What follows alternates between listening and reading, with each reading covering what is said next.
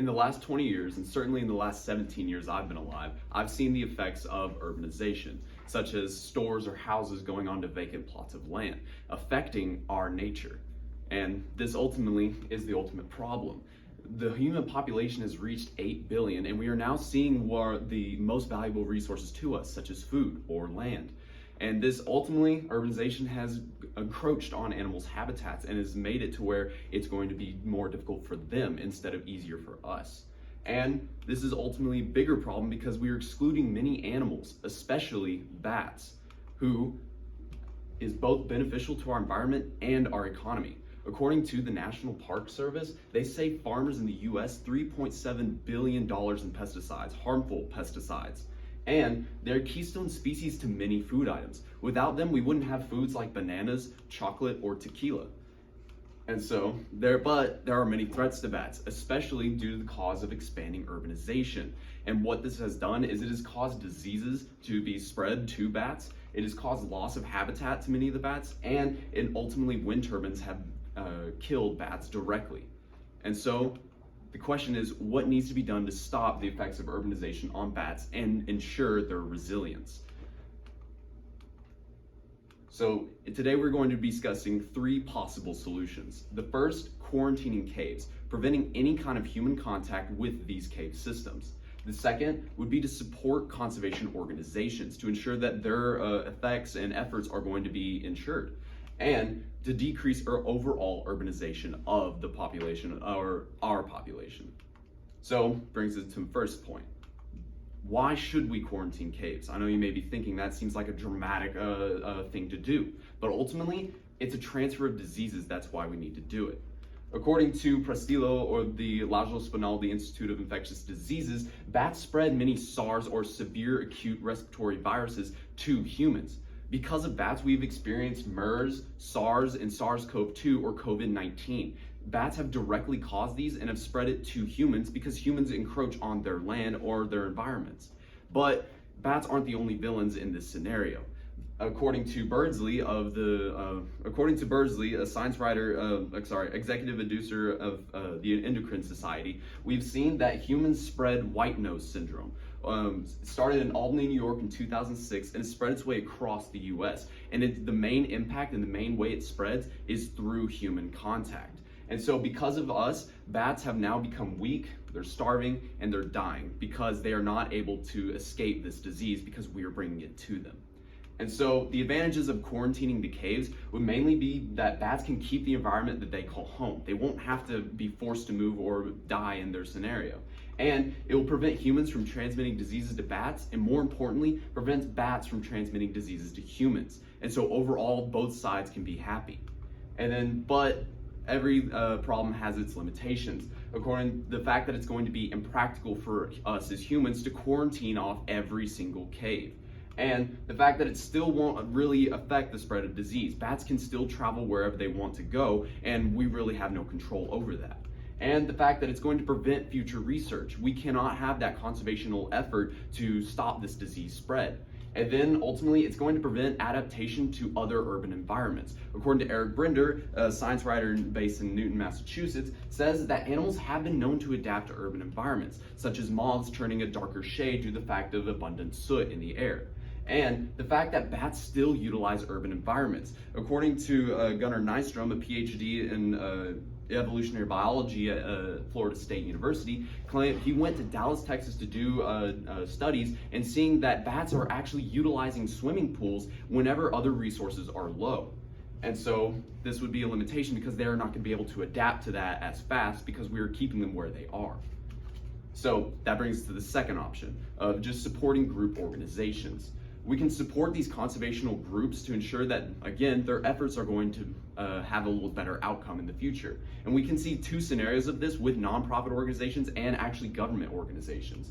BCI, or Bat Conservation International, purchased Bracken Cave, the largest bat colony in the world, for $21.5 million. Their support and their effort gained and bought land from a land developer who was going to just destroy the cave system and build 3,500 homes directly under the flight path of bats, which ultimately is not very good for health and would be a health hazard to the people there. And so we can see that because of their efforts, it is ensuring that the largest bat colony in the world is staying protected and that people aren't having that health hazard of being directly under the giant bat colony. And then the second instance is from the Wyndham School District, which is a school system within this Texas state prison system, ensuring that that prisoners can have these additional benefits and learn these skills for whenever they come out. And at one of these units in prison, they had an abandoned cotton warehouse, which held the second largest bat colony, an urban bat colony in the world. And so we can see that with this, that there was obviously a health hazard, and obviously it was going to be a safety hazard because it's an abandoned cotton warehouse. And the state needed to figure out what to do. So ultimately they utilized the prisoners learning carpentry skills, and prisoners made bat houses to accommodate up to 750,000 bats. And an additional benefit, it came to no cost to the state. And so the advantages of this solution would be the fact that it spreads awareness about bats. These conservation groups will ensure that people know and learn about it. And the fact that it's going to regulate urban sprawl because it's going to prevent people from actually continuing to grow out, as we saw with BCI.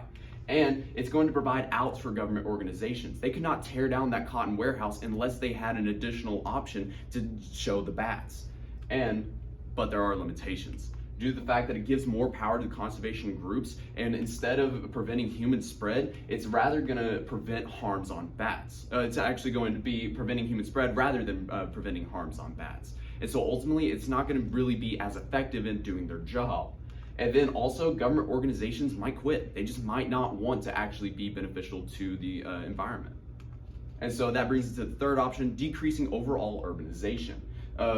We can limit wind turbine usage because bats directly are affected by wind turbines by shutting down wind turbines during migration season, shut down wind turbines at night, or ultimately alternate them during the day.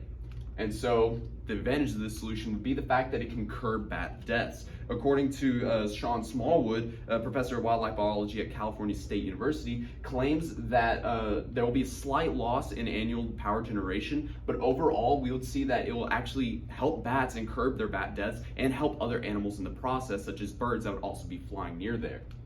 But there are limitations to this, such as the fact that, again, it's impractical. We can't just continuously shut down all these wind turbine power plants.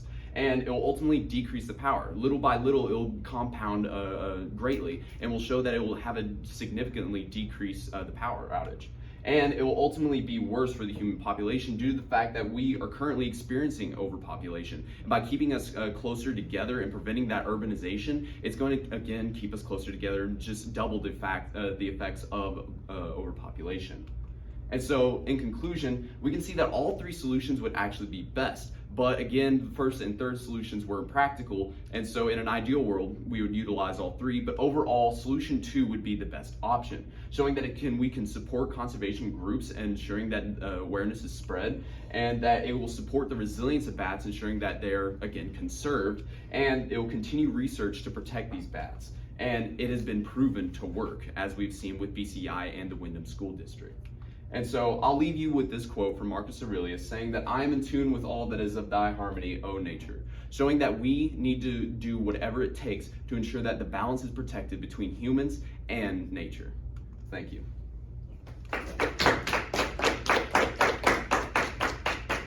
Calvin, what evidence did you gather that you didn't include?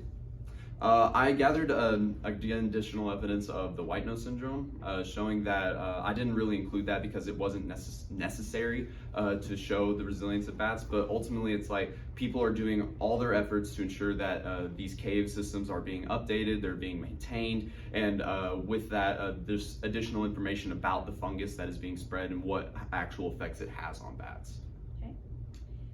How is your conclusion in conversation with the body of literature or other research sources that you examined? My conclusion of supporting conservation groups ultimately is favored, showing that people are wanting to do everything they can to protect bats, but there really isn't necessarily a good viable option. By supporting conservation groups, people have seen that, again, like I said in my research, it actually works. And so supporting group organizations will, again, ensure that people are seeing the effects from that, that the positive benefits that they have to us. And we are also seeing that by supporting them, we are keeping them we're keeping them over there and keeping us over here. And so again, everybody's kind of concluding that supporting those group organizations is actually going to be beneficial overall.